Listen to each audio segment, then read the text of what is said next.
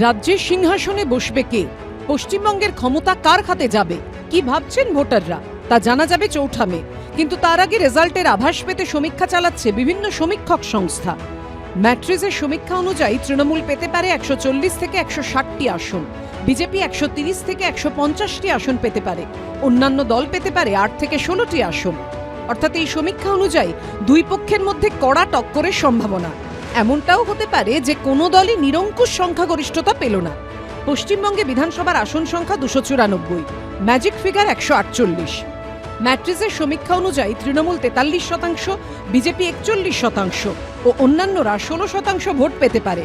অর্থাৎ কড়া লড়াইয়ের জোরালো সম্ভাবনা।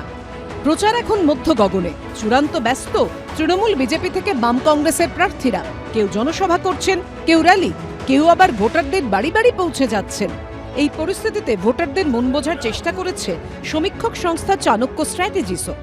তাদের সমীক্ষা অনুযায়ী তৃণমূল পেতে পারে 155 থেকে 165টি আসন, বিজেপি 110 থেকে 115টি আসন পেতে পারে, অন্য দলগুলো পেতে পারে 9 থেকে 14টি আসন। অর্থাৎ বিজেপির থেকে সামান্য এগিয়ে থেকে ম্যাজিক ফিগার পার করে ফের সরকার তৈরি করতে পারে তৃণমূল। এই সমীক্ষা অনুযায়ী তৃণমূল 45 থেকে 47%, বিজেপি 40 থেকে 42% এবং অন্যান্য দল 12 থেকে 16% ভোট পেতে পারে। অর্থাৎ এই সমীক্ষা অনুযায়ীও দু দলের মধ্যে কড়া টক্করের সম্ভাবনা এবং গুরুত্বপূর্ণ ভূমিকা নিতে পারে বাকি দলগুলো। সিপিএম কংগ্রেস কত ভোট পেল, কত আসন পেল, তাও যে এবারের বিধানসভা ভোটে অত্যন্ত গুরুত্বপূর্ণ হতে পারে তা দুটি সমীক্ষা থেকেই উঠে এসেছে। কিন্তু আসল কথা হলো ওপিনিয়ন পোল কখনো ঠিক হয়েছে, আবার কখনো সম্পূর্ণ ভুল।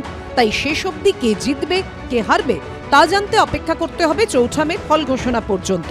এবিপি আনন্দ।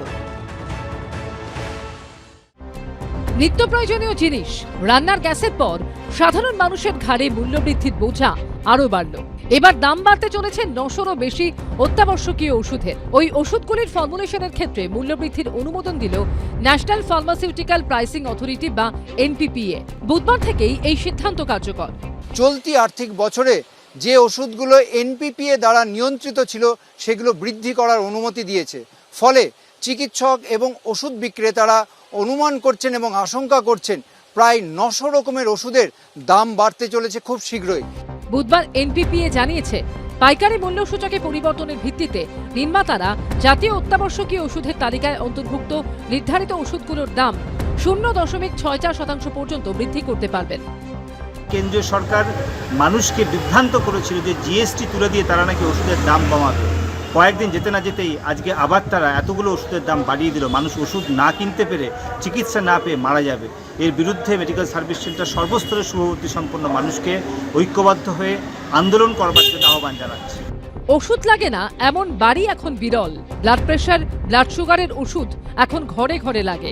বিভিন্ন ওষুধ বিক্রেতা এবং প্রস্তুতকারী সংস্থা সূত্রে খবর, প্যারাসিটামল, অ্যাজিথ্রোমাইসিন, সংক্রমণ প্রতিরোধক, ডায়াবেটিস ও উচ্চ রক্তচাপের চিকিৎসার ওষুধের দাম বাড়তে চলেছে। সূত্রের খবর, ওষুধগুলির সংশোধিত মূল্য তালিকা দ্রুত প্রকাশ করা হবে। ঝিলম করঞ্চায়ের রিপোর্ট, এবিপি আনন্দ, কলকাতা। এবিপি আনন্দ, এগিয়ে থাকে, এগিয়ে রাখে।